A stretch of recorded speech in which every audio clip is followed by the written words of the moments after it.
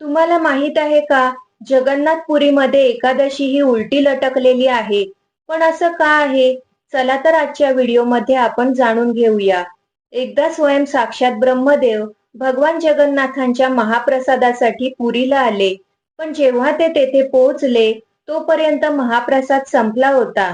तेव्हा त्यांनी एका कोपऱ्यात एक पत्रावळ पाहिली, ज्यामध्ये भाताचे काही कण उरले होते.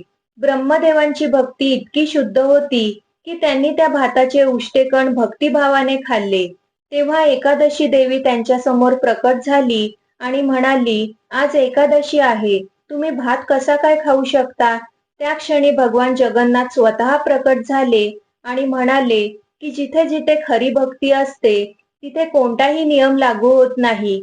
पुढे भगवान म्हणाले, आजपासून माझ्या महाप्रसादावर एकादशी किंवा कोणत्याही व्रताचं बंधन राहणार नाही.